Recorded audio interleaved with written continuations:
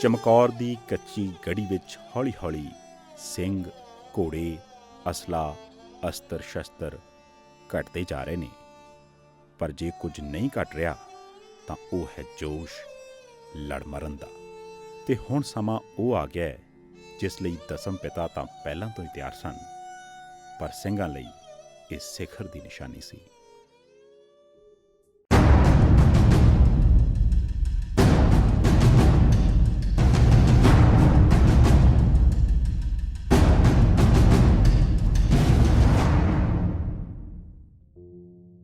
ਚਮਕੌਰ ਦੇ ਜੰਗ ਦੇ ਵਿੱਚ ਦੁਸ਼ਮਣ ਦੀਆਂ ਲਾਸ਼ਾਂ ਦੇ ਢੇਰ ਨੇ। ਉੱਧਰੋਂ ਚਮਕੌਰ ਦੀ ਗੜੀ ਦੇ ਅੰਦਰੋਂ ਕਲਗੀਧਰ ਪਾਤਸ਼ਾਹ ਗੁਰੂ ਗੋਬਿੰਦ ਸਿੰਘ ਮਹਾਰਾਜ ਦਾ ਫਰਮਾਨ ਪ੍ਰਾਪਤ ਕਰਕੇ ਆਏ ਸੂਰਮੇ ਵੀ ਮੈਦਾਨੇ ਜੰਗ ਦੇ ਵਿੱਚ ਦੁਸ਼ਮਣ ਦੇ ਅਨੇਕਾਂ ਸਿਪਾਹੀਆਂ ਨੂੰ ਜ਼ਮੀਨ ਦੇ ਉੱਪਰ ਸੁੱਟਦੇ ਹੋਏ ਆਪ ਜਾਮੇ ਸ਼ਹਾਦਤ ਪ੍ਰਾਪਤ ਕਰ ਗਏ ਨੇ। ਸੋ ਹੁਣ ਕਲਗੀਧਰ ਪਾਤਸ਼ਾਹ ਗੁਰੂ ਗੋਬਿੰਦ ਸਿੰਘ ਮਹਾਰਾਜ ਦੇ ਸਾਹਮਣੇ ਉਹਨਾਂ ਦਾ ਵੱਡਾ ਫਰਜ਼ੰਦ ਸਾਹਿਬ ਅਜੀਤ ਸਿੰਘ ਆ ਕੇ ਖੜਾ ਹੈ ਤੇ ਗੁਰਦੇਵ ਪਾਤਸ਼ਾਹ ਨੂੰ ਬੜੀ ਨਿਰਮਾਣਤਾ ਦੇ ਨਾਲ ਹੱਥ ਜੋੜ ਕੇ ਕਹਿੰਦਾ, ਪਾਤਸ਼ਾਹ ਨਾਮ ਕਾ ਅਜੀਤ ਹੂੰ, जीता ना जाऊँगा, जीता गया तो युद्ध से जीता ना आऊँगा। बड़े भावपूर्त ने ये शब्द कि पातशाह मैं भी मैदाने जंग च जाना चाहुंदा है, मेरा नाम तुसीं अजीत सिंह रखिया है, मैदाने जंग ते जाके जूझना चाहुंदा हाँ। गुरदेव पातशाह प्रण करदा हाँ, तुसीं मेरा नाम अजीत सिंह रखिया है, कदी भी किसी को जित्तिया नहीं जा सकता, ते जदों जित्तिया जाऊँगा निश्चित उदों मेरी मौत होवेगी ते मैं शहीद होवांगा। नाम का अजीत हूँ, जीता ना जाऊँगा, जीता गया तो युद्ध से जीता ना आऊँगा। कलगीधर पातशाह गुरु गोबिंद सिंह महाराज ने अपने हੱਥੇ अपने ਵੱਡੇ ਫਰਜ਼ੰਦ ਨੂੰ ਜਦੋਂ ਸ਼ਸਤਰ ਸਜਾਉਣੇ ਸ਼ੁਰੂ ਕੀਤੇ ਨੇ ਤੇ ਕੋਲ ਆ ਕੇ ਭਾਈ ਦਇਆ ਸਿੰਘ ਔਰ ਭਾਈ ਰਾਮ ਸਿੰਘ ਖੜੇ ਹੋ ਗਏ। ਪਾਤਸ਼ਾਹ ਇਹ ਕੀ ਲੋੜਾ ਮਾਰ ਲੱਗੇ ਹੋ, ਕੀ ਕਵੇਗਾ ਭਵਿੱਖ ਦਾ ਇਤਿਹਾਸ? ਏਡੇ ਏਡੇ ਵੱਡੇ ਸੂਰਮੇ ਅਜੇ ਜਿਉਂਦੇ ਸੀ। ਅਜੀਤ ਸਿੰਘ ਨੂੰ ਤਾਂ ਅਸੀਂ ਆਪਣੇ ਹੱਥਾਂ ਦੇ ਵਿੱਚ ਖਿਡਾਇਆ ਹੈ। ਬੇਸ਼ੱਕ ਅਜੀਤ ਸਿੰਘ ਤੁਹਾਡਾ ਪੁੱਤਰ ਹੈ, ਪਰ ਗੁਰੂ ਪੁੱਤਰ ਹੋਣ ਦੇ ਕਰਕੇ ਸਾਡਾ ਵੀ ਛੋਟਾ ਭਰਾ ਹੈ। ਪਾਤਸ਼ਾਹ ਇਹ ਕਿਸ ਤਰ੍ਹਾਂ ਹੋ ਸਕਦਾ? ਇਤਿਹਾਸ ਦੇ ਵਿੱਚ ਤੁਸੀਂ ਮਿਹਣਿਆਂ ਦੇ ਤਾਨਿਆਂ ਦੇ ਪਾਤਰ ਬਣਾ ਦੇਵੋਗੇ ਸਾਨੂੰ, ਅਸੀਂ ਕਦੀ ਵੀ ਗੜੀ ਦਾ ਦਰਵਾਜ਼ਾ ਨਹੀਂ ਖੋਲ੍ਹਣ ਦੇਵਾਂਗੇ। ਸਾਹਿਬ ਅਜੀਤ ਸਿੰਘ ਮੈਦਾਨੇ ਜੰਗ 'ਚ ਨਹੀਂ ਜਾਵੇਗਾ। ਪਾਤਸ਼ਾਹ ਜਿੰਨਾ ਚਿਰ ਦਇਆ ਸਿੰਘ ਵਰਗੇ ਤੇ ਰਾਮ ਸਿੰਘ ਵਰਗੇ ਸੂਰਮੇ ਇਸ ਗੜੀ ਦੇ ਵਿੱਚ ਜਿੰਦਾ ਮੌਜੂਦ ਨੇ, ਸਾਡੇ ਜਿਉਂਦੇ ਜੀ ਅਜੀਤ ਸਿੰਘ ਮੈਦਾਨੇ ਜੰਗ ਦੇ ਵਿੱਚ ਨਹੀਂ ਜਾਵੇਗਾ। ਮੇਰੇ ਗੁਰਦੇਵ ਪਾਤਸ਼ਾਹ ਕਲਗੀਧਰ ਗੁਰੂ ਗੋਬਿੰਦ ਸਿੰਘ ਮਹਾਰਾਜ ਨੇ ਜਿਹੜੇ ਸ਼ਬਦ ਕਹੇ ਨੇ ਬੜੇ ਪਿਆਰੇ ਨੇ। ਉਹਨਾਂ ਨੂੰ ਜਦੋਂ ਕਵੀ ਆਪਣੀ ਰਚਨਾ ਦੇ ਵਿੱਚ ਸਿਰਜਦਾ ਹੈ, ਆਪਣੀ ਇਬਾਰਤ ਦੇ ਵਿੱਚ ਪਰੋਂਦਾ ਹੈ, ਇੱਕ ਵੱਖਰਾ ਰੂਪ ਸਾਹਮਣੇ ਆਉਂਦਾ ਹੈ ਜਦੋਂ ਕਹਿੰਦਾ ਹੈ ਕਿ ਕਲਗੀਧਰ ਪਾਤਸ਼ਾਹ ਗੁਰੂ ਗੋਬਿੰਦ ਸਿੰਘ ਮਹਾਰਾਜ ਨੇ ਕਿਹਾ, ਮੈਨੂੰ ਰਤਾ ਪ੍ਰਵਾਹ ਨਹੀਂ ਇਸ ਗੱਲ ਦੀ, ਕੋਈ ਬੇਸ਼ੱਕ ਜੰਗ ਦਾ ਚੋਰ ਸਮਝੇ, ਪਰ ਮੈਂ ਇਹ ਨਾ ਸੁਣਾ ਗੋਬਿੰਦ ਸਿੰਘ ਨੇ ਸਿੰਘ ਹੋਰ ਸਮਝੇ ਪੁੱਤ ਹੋਰ ਸਮਝੇ। ਦਇਆ ਸਿੰਘ, ਮੈਂ ਦੁਨੀਆ ਦੇ ਇਤਿਹਾਸ ਦੇ ਵਿੱਚ ਇਹ ਗੱਲ ਨਹੀਂ ਸੁਣਨਾ ਚਾਹੁੰਦਾ ਕਿ ਗੁਰੂ ਗੋਬਿੰਦ ਸਿੰਘ ਮਹਾਰਾਜ ਨੇ ਆਪਣੇ ਪੁੱਤਰਾਂ ਦੇ ਵਿੱਚ ਤੇ ਆਪਣੇ ਸਿੰਘਾਂ ਦੇ ਵਿੱਚ ਕੋਈ ਫਰਕ ਸਮਝਿਆ। ਸ਼ਾਇਦ ਇਹੀ ਤਾਂ ਕਾਰਨ ਸੀ ਕਿ ਕਿਸੇ ਅਦੀਬ ਨੂੰ ਆਪਣੇ ਸ਼ਬਦਾਂ ਦੇ ਵਿੱਚ ਇਹ ਗੱਲ ਕਹਿਣੀ ਪੈ ਗਈ, ਰਾਹੀ ਕੋਈ ਪ੍ਰੀਤ ਦੀਆਂ ਮੰਜ਼ਲਾਂ ਦਾ, ਮੰਜ਼ਿਲ ਇੰਜ ਮੁਕਾਮ ਦਾ ਵੇਖਿਆ ਨਾ, ਕਦਮ ਕਦਮ ਤੇ ਰਾਜ ਨੂੰ ਮਾਰ ਠੋਕਰ, ਹੀਰੇ ਲਾਲ ਲੁਟਾਉਂਦਾ ਵੇਖਿਆ ਨਾ, ਹੰਸਾਂ ਜਿਹੇ ਮਾਸੂਮ ਪੁੱਤਰਾਂ ਨੂੰ ਝੋਲੀ ਮੌਤ ਦੀ ਪਾਮਦਾ ਵੇਖਿਆ ਨਾ, ਪਿਤਾ ਕੋਈ ਵੀ ਪੁੱਤਰ ਦੀ ਲਾਸ਼ ਉੱਤੇ ਗੀਤ ਖੁਸ਼ੀ ਦੇ ਗਾਉਂਦਾ ਵੇਖਿਆ ਨਾ। ਸ਼ਾਇਦ ਇਤਿਹਾਸ ਦੀ ਇੱਕ ਵਿਲੱਖਣ ਘਟਨਾ ਸੀ ਜਦੋਂ ਇੱਕ ਪਿਤਾ ਆਪਣੇ ਪੁੱਤਰ ਨੂੰ ਮੈਦਾਨੇ ਜੰਗ ਦੇ ਵਿੱਚ ਤੋਰ ਗਿਆ ਹੈ। ਗੁਰਦੇਵ ਪਾਤਸ਼ਾਹ ਗੁਰੂ ਗੋਬਿੰਦ ਸਿੰਘ ਮਹਾਰਾਜ ਨੇ ਭਾਈ ਦਇਆ ਸਿੰਘ ਨੂੰ ਕਿਹਾ, ਦਇਆ ਸਿੰਘ ਨਹੀਂ, ਜੇ ਤੁਹਾਨੂੰ ਇਸ ਗੱਲ ਦਾ ਡਰ ਹੈ ਕਿ ਇਤਿਹਾਸ ਇਸ ਗੱਲ ਦੇ ਮਿਹਣੇ ਮਾਰੇਗਾ ਕਿ ਸਾਡੇ ਵਰਗੇ ਸੂਰਮਿਆਂ ਦੇ ਹੁੰਦਿਆਂ ਗੁਰਦੇਵ ਪਾਤਸ਼ਾਹ ਨੇ ਆਪਣੇ ਫਰਜ਼ੰਦ ਨੂੰ ਮੈਦਾਨੇ ਜੰਗ ਦੇ ਵਿੱਚ ਤੋਰ ਦਿੱਤਾ, ਤਾਂ ਸੱਚ ਜਾਣੀ ਜਿਸ ਗੱਦੀ ਗੁਰੂ ਨਾਨਕ ਦੀ ਗੱਦੀ ਦੇ ਉੱਪਰ ਮੈਂ ਬਿਰਾਜਮਾਨ ਹਾਂ, ਮੈਂ ਵੀ ਦੁਨੀਆ ਦੇ ਇਤਿਹਾਸ ਦੇ ਵਿੱਚ ਇਹ ਗੱਲ ਨਹੀਂ ਸੁਣਨਾ ਚਾਹੁੰਦਾ ਕਿ ਗੁਰੂ ਗੋਬਿੰਦ ਸਿੰਘ ਨੇ ਆਪਣੇ ਪੁੱਤਰਾਂ ਦੇ ਵਿੱਚ ਤੇ ਆਪਣੇ ਖਾਲਸੇ ਦੇ ਵਿੱਚ ਕੋਈ ਫਰਕ ਸਮਝਿਆ। ਔਰ ਦਇਆ ਸਿੰਘ, ਤੁਹਾਨੂੰ ਯਾਦ ਹੋਵੇਗਾ ਜਿਸ ਦਿਨ ਤੁਹਾਡੀ ਝੋਲੀ ਦੇ ਵਿੱਚ ਮੈਂ ਖੰਡੇ ਬਾਟੇ ਦੀ ਪਹੁਲ ਪਾਈ ਸੀ, ਮੈਂ ਇੱਕ ਗੱਲ ਕਹੀ ਸੀ, ਖਾਲਸਾ ਮੇਰੋ ਰੂਪ ਹੈ ਖਾਸ, ਖਾਲਸੇ ਮੇਹੋਂ ਕਰੋ ਨਿਵਾਸ, ਖਾਲਸਾ ਮੇਰੋ ਪਿੰਡ ਪ੍ਰਾਣ, ਖਾਲਸਾ ਮੇਰੀ ਜਾਨ ਕੀ ਜਾਨ। ਦਇਆ ਸਿੰਘ, ਇਹ ਕਦਾਚਿਤ ਨਹੀਂ ਹੋ ਸਕਦਾ ਕਿ ਗੁਰੂ ਗੋਬਿੰਦ ਸਿੰਘ ਆਪਣੇ ਪੁੱਤਰਾਂ ਦੇ ਵਿੱਚ ਤੇ ਆਪਣੇ ਖਾਲਸੇ ਦੇ ਵਿੱਚ ਫਰਕ ਸਮਝੇ। ਕਲਗੀਧਰ ਪਾਤਸ਼ਾਹ ਗੁਰੂ ਗੋਬਿੰਦ ਸਿੰਘ ਦਾ ਫਰਜ਼ੰਦ ਸਾਹਿਬ ਅਜੀਤ ਸਿੰਘ ਮੈਦਾਨੇ ਜੰਗ ਦੇ ਵਿੱਚ ਜਾਣ ਨੂੰ ਤਿਆਰ ਹੈ। ਭਾਈ ਦੇਵਾ ਸਿੰਘ, ਭਾਈ ਈਸ਼ਰ ਸਿੰਘ, ਭਾਈ ਮਕੰਦ ਸਿੰਘ, ਭਾਈ ਨੰਦ ਸਿੰਘ ਔਰ ਭਾਈ ਲਾਲ ਸਿੰਘ ਸਾਹਿਬ ਅਜੀਤ ਸਿੰਘ ਦੇ ਨਾਲ ਜਾਣ ਦੇ ਵਾਸਤੇ ਤਿਆਰ ਖੜੇ ਨੇ। ਸਾਹਿਬਜ਼ਾਦਾ ਅਜੀਤ ਸਿੰਘ ਕਲਗੀਧਰ ਪਾਤਸ਼ਾਹ ਗੁਰੂ ਗੋਬਿੰਦ ਸਿੰਘ ਮਹਾਰਾਜ ਨੂੰ ਨਤਮਸਤਕ ਹੋ ਕੇ ਕਿਲੇ ਤੋਂ ਉਸ ਗੜੀ ਤੋਂ ਬਾਹਰ ਨਿਕਲਿਆ।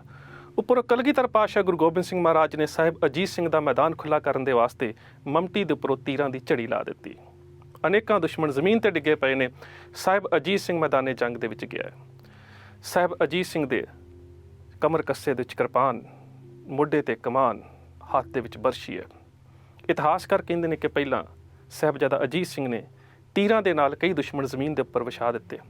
ਤੀਰ ਖਤਮ ਹੋਏ, ਹੱਥ ਦੇ ਵਿੱਚ ਬਰਸ਼ੀ ਲਈ ਦੁਸ਼ਮਣ ਦੇ ਨਾਲ ਜੂਝਣਾ ਸ਼ੁਰੂ ਕਰ ਦਿੱਤਾ।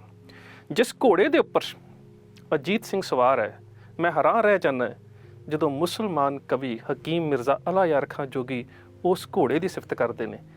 ਕਹਿੰਦੇ ਨੇ ਕਿ ਚਾਂਦ ਸੇ ਸੁਮ ਤਾਊਸ ਸੇ ਸੁਮ ਮਾਰ ਕੀ ਸੂਰਤ ਪਰ ਹੈ ਨਹੀਂ ਪਰ ਉੜਤਾ ਹੈ ਪਰਦਾਰ ਕੀ ਸੂਰਤ। ਕਹਿੰਦੇ ਕਿ ਅਜੀਤ ਸਿੰਘ ਦਾ ਘੋੜਾ ਇੰਨੀ ਫੁਰਤੀ ਵਾਲਾ ਹੈ ਜਿਹਦੇ ਪੈਰਾਂ ਦੇ ਸੁੰਮ ਚੰਦਰਮਾ ਵਰਗੇ ਨੇ, ਜਿਸ ਦੀ ਪੂਛ ਮੋਰ ਵਰਗੀ ਹੈ, ਜਿਹੜਾ ਸੱਪ ਵਰਗਾ ਫਰਤੀਲਾ ਹੈ। ਉਹਦੇ ਜਿਸਮ ਤੇ ਖੰਭ ਨਹੀਂ ਨੇ, ਪਰ ਇੰਜ ਲੱਗਦਾ ਹੈ ਕਿ ਮੈਦਾਨੇ ਜੰਗ ਦੇ ਵਿੱਚ ਇੱਕ ਪਰਿੰਦੇ ਦੇ ਵਾਂਗ ਉੜਦਾ ਫਿਰ ਰਿਹਾ, ਪਰ ਹੈ ਨਹੀਂ ਪਰ ਉੜਤਾ ਹੈ ਪਰਦਾਰ ਕੀ ਸੂਰਤ। ਪਰ ਨਹੀਂ ਨੇ, ਖੰਭ ਨਹੀਂ ਨੇ, ਪਰ ਇੱਕ ਪਰਿੰਦੇ ਦੇ ਵਾਂਗੂ ਇੰਨੀ ਫੁਰਤੀ ਦੇ ਨਾਲ ਮੈਦਾਨੇ ਜੰਗ ਦੇ ਵਿੱਚ ਉਹ ਘੁੰਮ ਰਿਹਾ ਹੈ। ਸਾਹਿਬ ਅਜੀਤ ਸਿੰਘ ਦਾ ਮੁਕਾਬਲਾ ਦਿਲਾਵਰ ਖਾਨ ਦੇ ਨਾਲ ਹੋਇਆ। ਕਈ ਯੋਧੇ ਜ਼ਮੀਨ ਤੇ ਸੁੱਟ ਚੁੱਕਾ ਸੀ। ਹੁਣ ਦਿਲਾਵਰ ਖਾਨ ਸਾਰਾ ਮੜਿਆ ਹੋਇਆ ਸੰਜੋਗ ਦੇ ਵਿੱਚ ਬੜਾ ਭਾਰੀ ਮੁਕਾਬਲਾ ਹੋ ਰਿਹਾ ਹੈ। ਦਿਲਾਵਰ ਖਾਨ ਵੀ ਇਸਲਾਮ ਦਾ ਮੰਨਿਆ ਪਰਮੰਨਿਆ ਜਰਨੈਲ ਸੀ। ਉਧਰ ਕਲਗੀਧਰ ਪਾਤਸ਼ਾਹ ਗੁਰੂ ਗੋਬਿੰਦ ਸਿੰਘ ਮਹਾਰਾਜ ਦੇ ਫਰਜ਼ੰਦ ਅਜੀਤ ਸਿੰਘ ਬਰਛਾ ਲੈ ਕੇ ਵਾਰ ਕਰ ਰਹੇ ਨੇ। ਸਾਰਾ ਸੰਜੋਗ ਦੇ ਵਿੱਚ ਮੜਿਆ ਹੋਇਆ ਦਿਲਾਵਰ ਖਾਨ ਵਾਰ ਰੋਕ ਰਿਹਾ ਹੈ। ਅਖੀਰ ਆਪਣੀਆਂ ਘੋੜਾਂ ਦੇ ਵੀ ਰਕਾਬਾਂ ਦੇ ਵਿੱਚ ਪੈਰ ਦੇ ਕੇ ਸਾਹਿਬ ਅਜੀਤ ਸਿੰਘ ਨੇ ਇੰਨੇ ਬਲ ਦੇ ਨਾਲ ਇੱਕ ਵਾਰ ਕੀਤਾ ਕਿ ਉਸ ਦਾ ਬਰਛਾ ਉਸ ਦੀ ਛਾਤੀ ਦੀ ਸੰਜੋਗ ਨੂੰ ਚੀਰਦਾ ਹੋਇਆ ਦਿਲਾਵਰ ਖਾਨ ਦੀ ਛਾਤੀ 'ਚ ਧੱਸ ਗਿਆ। ਦਿਲਾਵਰ ਖਾਨ ਘੁੰਮਣ ਕੇ ਰੀ ਖਾ ਕੇ ਘੋੜੇ ਤੋਂ ਜ਼ਮੀਨ ਤੇ ਡਿੱਗਾ। ਜਦੋਂ ਸਾਹਿਬ ਅਜੀਤ ਸਿੰਘ ਨੇ ਆਪਣਾ ਬਰਛਾ ਵਾਪਸ ਕੱਢਣਾ ਚਾਹਿਆ ਤੇ ਬਰਛੇ ਦਾ ਸਪੀਅਰ ਹੈਡ ਫਲ ਟੁੱਟ ਗਿਆ, ਉਹਦੀ ਛਾਤੀ ਦੇ ਵਿੱਚ ਰਹਿ ਗਿਆ, ਹੱਥ ਦੇ ਵਿੱਚ ਡਾਂਗ ਰਹਿ ਗਈ। ਸਾਹਿਬ ਅਜੀਤ ਸਿੰਘ ਨੇ ਉਹ ਡਾਂਗ ਸੁੱਟ ਦਿੱਤੀ ਤੇ ਹੁਣ ਆਪਣੇ ਕਮਰ ਕੱਸੇ ਦੇ ਵਿੱਚੋਂ ਮਿਆਨ ਦੇ ਵਿੱਚੋਂ ਕਿਰਪਾਨ ਕੱਢ ਲਈ ਹੈ। ਹੁਣ ਸਾਹਿਬਜ਼ਾਦਾ ਅਜੀਤ ਸਿੰਘ ਦੇ ਹੱਥ ਦੇ ਵਿੱਚ ਸ਼ਮਸ਼ੀਰ ਹੈ ਔਰ ਉਸ ਸ਼ਮਸ਼ੀਰ ਦੀ ਸਿਫਤ ਲਿਖਦਾ ਹਕੀਮ ਮਿਰਜ਼ਾ ਅਲਾ ਯਾਰ ਖਾਂ ਜੋਗੀ ਲਿਖਦਾ ਹੈ, ਕਹਿੰਦਾ ਹੈ ਕਿ ਉਹ ਜਿਹੜੀ ਤਲਵਾਰ ਹੈ ਨਾ, ਉਸ ਦੀ ਸਿਫਤ ਨਹੀਂ ਕੀਤੀ ਜਾ ਰਹੀ। कहने लगे वो बर्क है तलवार नहीं है, इस काट का देखा कभी हथियार नहीं है। बर्क ਕਿਹਾ ਜਾਂਦਾ ਅਸਮਾਨੀ ਬਿਜਲੀ ਨੂੰ। ਇੰਨੀ ਤੇਜ਼ੀ ਦੇ ਨਾਲ ਸਾਹਿਬ ਅਜੀਤ ਸਿੰਘ ਤਲਵਾਰ ਚਲਾ ਰਹੇ ਸੀ, ਇੰਜ ਲੱਗਦਾ ਸੀ ਲੋਹੇ ਤੇ ਲੋਹਾ ਖੜਕਣ ਦੇ ਨਾਲ ਜਦੋਂ ਚੰਗਿਆੜੀਆਂ ਨਿਕਲ ਰਹੀਆਂ ਸੀ, ਇੰਜ ਲੱਗਦਾ ਸੀ ਜਿਵੇਂ ਕੋਈ ਅਸਮਾਨੀ ਬਿਜਲੀ ਡਿੱਗ ਰਹੀ ਹੋਵੇ। ਸਾਹਿਬਜ਼ਾਦਾ ਅਜੀਤ ਸਿੰਘ ਦੇ ਉੱਪਰ ਸਾਰੇ ਪਾਸੇ ਤੋਂ ਵਾਰ ਹੋ ਰਹੇ ਨੇ। ਉਹਦੇ ਜਿਸਮ ਨੂੰ ਤੀਰਾਂ ਨੇ ਛਲਣੀ ਕਰ ਦਿੱਤਾ।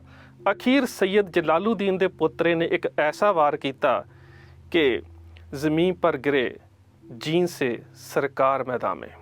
ਹਕੀਮ ਮਿਰਜ਼ਾ ਅਲਾ ਯਾਰ ਖਾਂ ਜੋਗੀ ਕਹਿੰਦੇ ਨੇ ਕਿ ਸਾਹਿਬ ਅਜੀਤ ਸਿੰਘ ਜਿਸ ਵੇਲੇ ਇੱਕ ਤੀਰ ਆ ਕੇ ਲੱਗਾ ਹੈ, ਪਿੱਛੋਂ ਬਰਛੀ ਆ ਕੇ ਲੱਗੀ ਹੈ, ਇਤਿਹਾਸਕਾਰ ਇਹ ਵੀ ਕਹਿੰਦੇ ਨੇ ਸਤਿਗੁਰ ਕੋ ਸਾਹਿਬਜ਼ਾਦੇ ਨੇ ਤਸਲੀਮ ਬਜਾਈ। ਮੈਦਾਨੇ ਜੰਗ ਦੇ ਵਿੱਚ ਇੰਨਾ ਸੋਹਣਾ ਲੜ ਰਿਹਾ ਸੀ, ਪਿਤਾ ਆਪਣੇ ਪੁੱਤਰ ਨੂੰ ਮਮਟੀ ਦੇ ਉੱਪਰ ਖੜਾ ਹੋ ਕੇ ਜੂਝਦਾ ਵੇਖ ਰਿਹਾ ਸੀ ਤੇ ਸਾਹਿਬਜ਼ਾਦੇ ਨੇ ਤਸਲੀਮ ਵਜਾਉਣੀ, ਸਲਾਮ ਕਰਨਾ, ਆਪਣੇ ਪਿਤਾ ਵੱਲ ਵੇਖ ਕੇ ਇੱਕ ਸਲਾਮ ਕੀਤਾ ਹੈ। ਦੱਸਿਆ ਪਾਤਸ਼ਾਹ ਮੈਂ ਸੋਹਣਾ ਲੜਿਆ ਹਾਂ, ਆਪਣੇ ਪਿਤਾ ਵੱਲ ਤੱਕਿਆ, ਉਧਰੋਂ ਪਿਤਾ ਨੇ ਪੁੱਤਰ ਵੱਲ ਤੱਕਿਆ। ਇੰਨੇ ਨੂੰ ਬਰਸ਼ੀ ਕਿਸੀ ਕਮਬਖਤ ਨੇ ਪੀਛੇ ਸੇ ਲਗਾਈ। ਉਹ ਆਪਣੇ ਪਿਤਾ ਨੂੰ ਤਸਲੀਮ ਬਜਾ ਰਿਹਾ ਸੀ। ਤਲਵਾਰ ਟੁੱਟ ਚੁੱਕੀ ਸੀ, ਬਰਛਾ ਟੁੱਟ ਚੁੱਕਾ ਸੀ। ਇੱਕ ਪਿੱਛੋਂ ਬਰਛੀ ਦਾ ਵਾਰ ਸੈयद ਜਲਾਲੂਦੀਨ ਦੇ ਪੁੱਤਰੇ ਨੇ ਕੀਤਾ ਤੇ ਸਾਹਿਬ ਅਜੀਤ ਸਿੰਘ ਤਿਉਰਾ ਕੇ ਗਿਰੇ ਜੀਨ ਸੇ ਸਰਕਾਰ ਜ਼ਮੀਨ ਪਰ। ਘੁੰਮਣ ਕੇ ਰੀ ਖਾ ਕੇ ਸਾਹਿਬ ਅਜੀਤ ਸਿੰਘ ਮੈਦਾਨੇ ਜੰਗ ਦੇ ਵਿੱਚ ਡਿੱਗ ਪਿਆ ਹੈ। ਹੁਣ ਮੈਂ ਹੈਰਾਨ ਹਾਂ ਕਿ ਕਿਤੇ ਦੁਨੀਆ ਦਾ ਕੋਈ ਹੋਰ ਬਾਪ ਹੁੰਦਾ ਜਿਸ ਦੀਆਂ ਅੱਖਾਂ ਦੇ ਸਾਹਮਣੇ ਉਸ ਦਾ ਪੁੱਤਰ ਮੈਦਾਨੇ ਜੰਗ ਦੇ ਵਿੱਚ ਸ਼ਹੀਦ ਹੋ ਕੇ ਡਿੱਗਾ, ਸ਼ਾਇਦ ਉਹ ਵੀ ਗਸ਼ ਖਾ ਕੇ ਡਿੱਗ ਗਿਆ ਹੁੰਦਾ। ਅੱਜ ਇਤਿਹਾਸਕਾਰਾਂ ਨੂੰ ਇਹ ਗੱਲ ਕਹਿਣੀ ਪੈ ਜਾਂਦੀ ਹੈ ਜਦੋਂ ਹਕੀਮ ਮਿਰਜ਼ਾ ਅਲਾ ਯਾਰ ਖਾਂ ਜੋਗੀ ਕਹਿੰਦੇ ਯਾਕੂਬ ਕੋ ਯੂਸਫ ਕੇ ਵਿਛੜਨੇ ਨੇ ਰੁਲਾਇਆ। ਹਜ਼ਰਤ ਇਬਰਾਹੀਮ ਦੇ ਖਾਨਦਾਨ ਦੇ ਵਿੱਚੋਂ ਯੂਸਫ ਔਰ ਯਾਕੂਬ ਪਿਤਾ ਤੇ ਪੁੱਤਰ ਆਪਸ 'ਚ ਵਿਛੜ ਗਏ। 18 ਸਾਲ ਬਾਅਦ ਜਦੋਂ ਮਿਲਾਪ ਹੋਇਆ ਤੇ ਉਸ ਵੇਲੇ ਪਿਤਾ ਪੁੱਤਰ ਦੇ ਵਿਯੋਗ ਦੇ ਵਿੱਚ ਰੋ ਰੋ ਕੇ ਅੰਨਾ ਹੋ ਚੁੱਕਾ ਸੀ। ਭਾਰਤੀ ਇਤਿਹਾਸ ਨੂੰ ਵੇਖ ਲਈਏ, ਮੈਂ ਨਹੀਂ ਕਹਿ ਰਿਹਾ, हकीम मिर्ज़ा अला यार खां जोगी कहते ने डंडक में फिरे राम तो सीता थी बगल में, उस फ़ख्र जहाँ हिंद की माता थी बगल में, लक्ष्मण सा बिरादर पाए तस्कीने जिगर था, सच है गुरु गोबिंद का रुतबा ही दिगर था। भगवान राम ਬਨਵਾਸ ਲਈ ਗਏ ਨੇ, ਭਰਾ ਨਾਲ ਹੈ, ਪਤਨੀ ਨਾਲ ਹੈ, 14 ਸਾਲ ਬਾਅਦ ਵਾਪਸ ਆ ਜਾਣਾ ਹੈ, ਫਿਰ ਵੀ ਉਹਨਾਂ ਦੇ ਪਿਤਾ ਦਸ਼ਰਥ ਸਦਮੇ ਦੇ ਨਾਲ ਡਿੱਗ ਰਹੇ ਨੇ। ਹੋਰ ਅੱਗੇ ਆ ਜਾਈਏ, ਕੁਰੂਕਸ਼ੇਤਰ ਦੇ ਮੈਦਾਨ ਦੇ ਵਿੱਚ ਅਭਿਮਨਿਊ ਦੀ ਮੌਤ ਹੁੰਦੀ ਹੈ।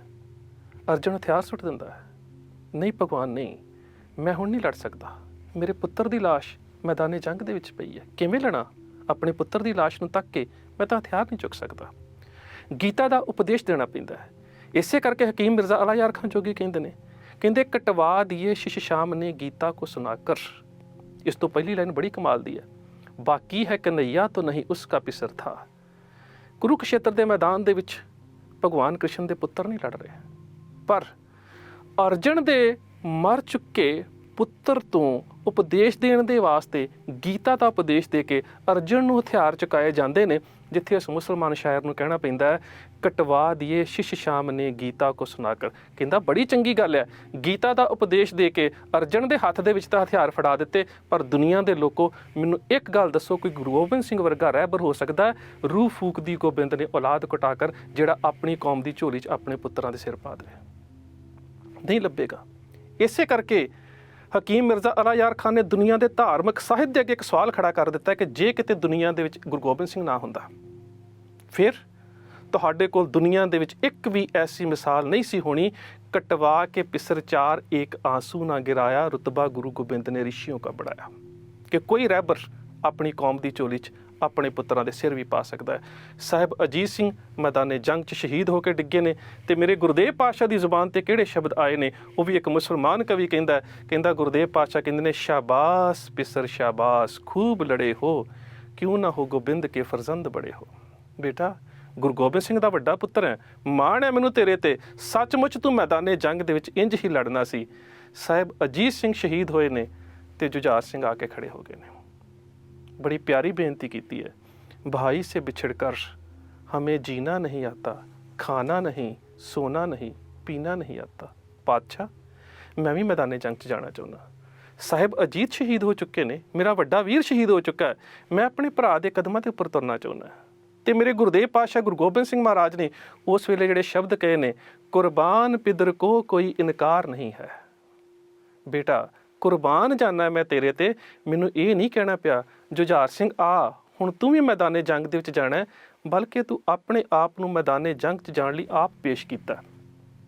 ਕੁਰਬਾਨ ਪਿਦਰ ਕੋ ਕੋਈ ਇਨਕਾਰ ਨਹੀਂ ਹੈ, ਪਰ ਮੈਨੂੰ ਇੱਕ ਗੱਲ ਦਾ ਜਵਾਬ ਦੇ, सिन खेल का है रन का सजावार नहीं है, चलानी आती अबे तुम्हें तलवार नहीं है, जे गुल सा बदन काबले सुफार नहीं है। जुझार सिंह ਨੂੰ ਇੱਕ ਗੱਲ ਦਾ ਜਵਾਬ ਦੇ, ਉਮਰ ਬੜੀ ਛੋਟੀ ਹੈ, ਤੂੰ ਅਜੇ ਰਣ ਦਾ ਚੰਗੀ ਤਰ੍ਹਾਂ ਦਾ ਤਲਵਾਰਬਾਜ਼ ਵੀ ਨਹੀਂ ਹੈ, ਤੇ ਤੇਰਾ ਇਹ ਮਾਸੂਮ ਫੁੱਲ ਵਰਗਾ ਜਿਹੜਾ ਜਿਸਮ ਹੈ ਇਹ ਤੀਰਾਂ ਦੀਆਂ ਨੋਕਾਂ ਨੂੰ ਬਰਦਾਸ਼ਤ ਕਰ ਲਵੇਗਾ। ਤੇ ਉਸ ਵੇਲੇ ਜੁਝਾਰ ਸਿੰਘ ਬੜਾ ਪਿਆਰਾ ਜਵਾਬ ਦਿੰਦੇ ਨੇ, ਕਹਿੰਦੇ ਪਾਤਸ਼ਾਹ मरना नहीं तो युद्ध में लड़ना तो है आता, खुद बढ़ के गला तेग पे धरना तो है आता, लड़ना नहीं तो युद्ध में मरना तो है आता। पातशाह ठीक है, मैनू अजीत सिंह तो मैदाने जंग दे विच घट तलवार वाहनी होनी होवेगी, पर मैनू शहीद होने तो कोई नहीं रोक सकता।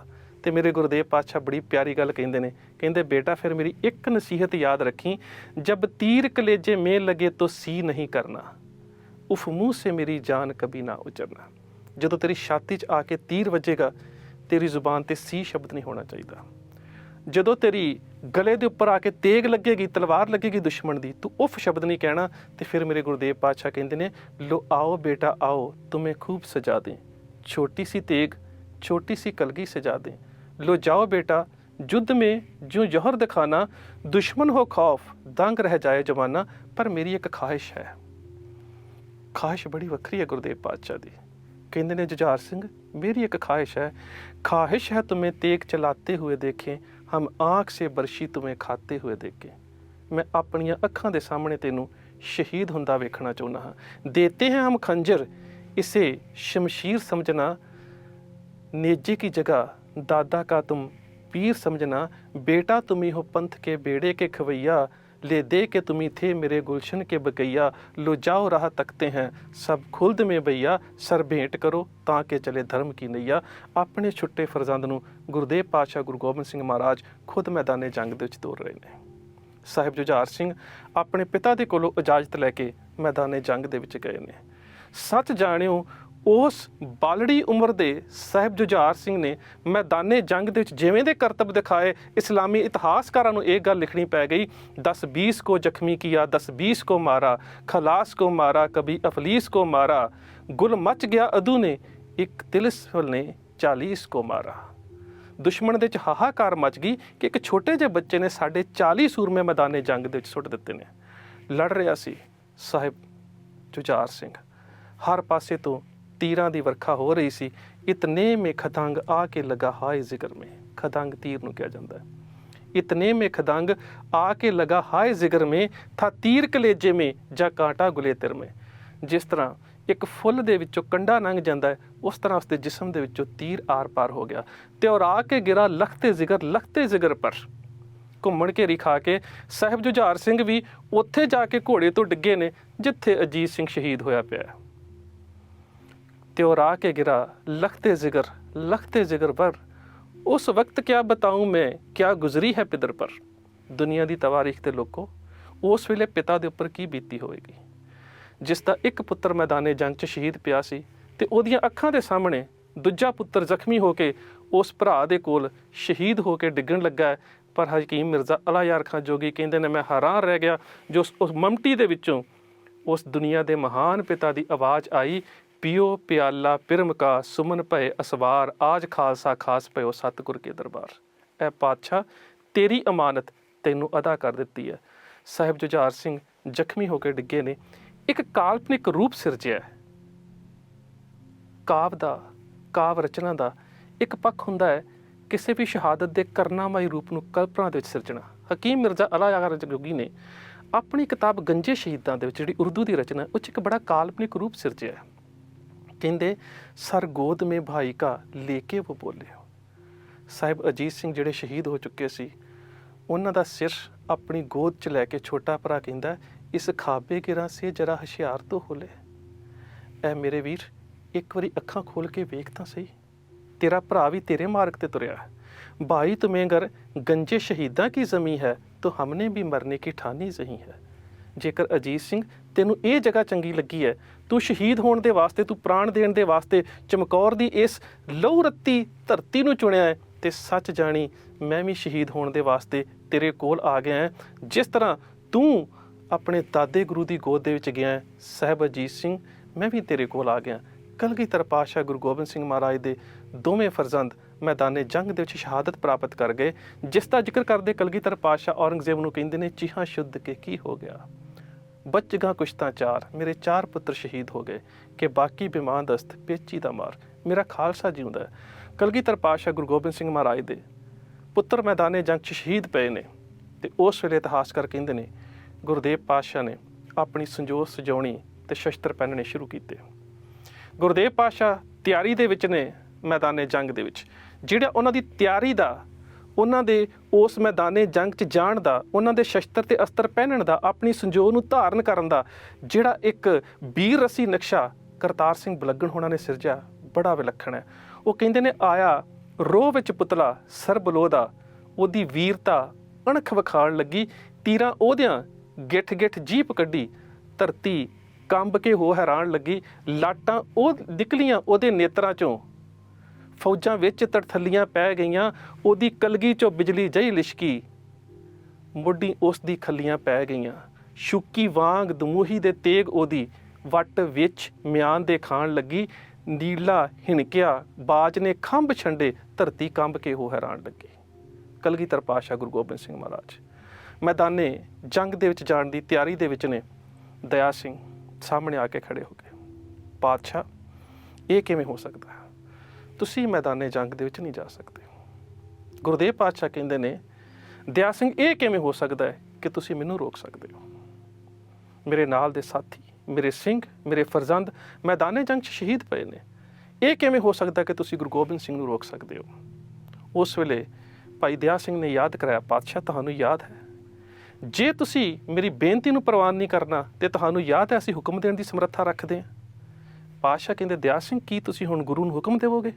ਪਾਤਸ਼ਾਹ ਯਾਦ ਕਰੋ, ਜਦੋਂ ਤੁਸੀਂ ਸਾਨੂੰ ਖੰਡੇ ਬਾਟੇ ਦੀ ਪਾਹੁਲ ਦਿੱਤੀ ਸੀ ਤੁਸੀਂ ਕਿਹਾ ਸੀ ਖਾਲਸਾ ਮੇਰੋ ਸੱਜਣ ਸੂਰਾ, ਖਾਲਸਾ ਮੇਰੋ ਸਤਿਗੁਰ ਪੂਰਾ, ਖਾਲਸਾ ਮੇਰੋ ਪਿੰਡ ਪ੍ਰਾਣ, ਖਾਲਸਾ ਮੇਰੀ ਜਾਨ ਕੀ ਜਾਨ।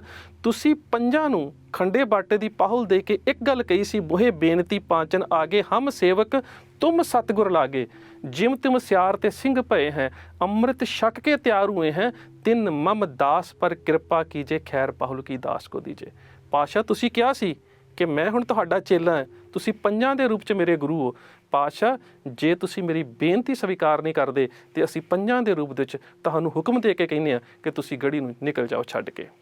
ਪੰਜਾਂ ਸਿੰਘਾਂ ਦੇ ਵਿੱਚ ਭਾਈ ਦਇਆ ਸਿੰਘ, ਭਾਈ ਧਰਮ ਸਿੰਘ, ਭਾਈ ਰਾਮ ਸਿੰਘ, ਭਾਈ ਦਇਆ ਸਿੰਘ ਪ੍ਰੋਹਤ, ਇਹਨਾਂ ਸਿੰਘਾਂ ਨੇ ਕਲਗੀਧਰ ਪਾਤਸ਼ਾਹ ਗੁਰੂ ਗੋਬਿੰਦ ਸਿੰਘ ਮਹਾਰਾਜ ਨੂੰ ਗੜੀ ਛੱਡ ਕੇ ਜਾਣ ਦਾ ਫਰਮਾਨ ਦੇ ਦਿੱਤਾ।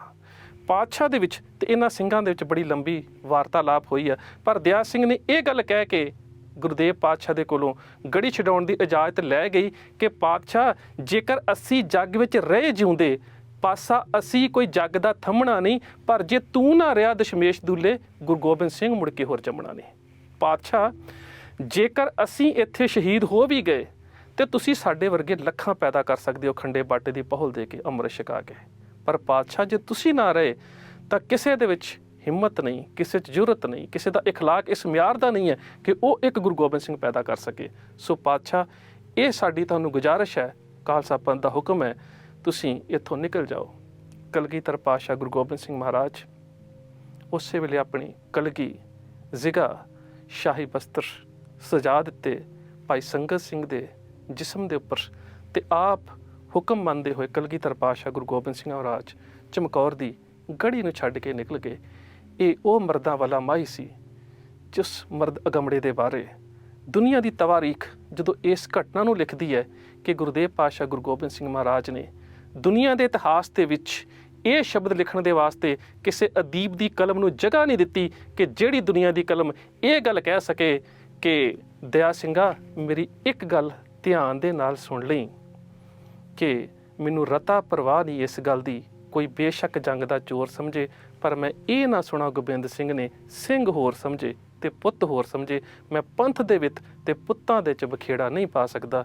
ਇਹ ਕਹਿੰਦੇ ਹੋਏ ਮੇਰੇ ਕਲਗੀਧਰ ਪਾਤਸ਼ਾਹ ਗੁਰੂ ਗੋਬਿੰਦ ਸਿੰਘ ਮਹਾਰਾਜ ਚਮਕੌਰ ਦੀ ਗੜੀ ਨੂੰ ਖਾਲਸਾ ਪੰਥ ਦੇ ਹੁਕਮ ਦੇ ਉੱਪਰ ਛੱਡ ਕੇ ਨਿਕਲ ਗਏ। ਦੋ ਵੱਡੇ ਸਾਹਿਬਜ਼ਾਦਿਆਂ ਦੀ ਸ਼ਹੀਦੀ ਚਮਕੌਰ ਦੀ ਜੰਗ ਅੰਦਰ ਹੋ ਚੁੱਕੀ ਹੈ। ਦਸਮ ਪਿਤਾ ਪੰਜਾਂ ਪਿਆਰਿਆਂ ਦਾ ਹੁਕਮ ਮੰਨ ਕੇ ਆਪ ਨਿਕਲ ਗਏ, ਪਰ ਗੁਰੂ ਜੀ ਦੇ ਦੋ ਛੋਟੇ ਲਾਲਾਂ ਨਾਲ ਕੀ ਬੀਤੀ, ਇਹ ਬਿਰਤਾਂਤ ਅਗਲੇ ਹਿੱਸੇ 'ਚ ਪੇਸ਼ ਕਰਾਂਗੇ।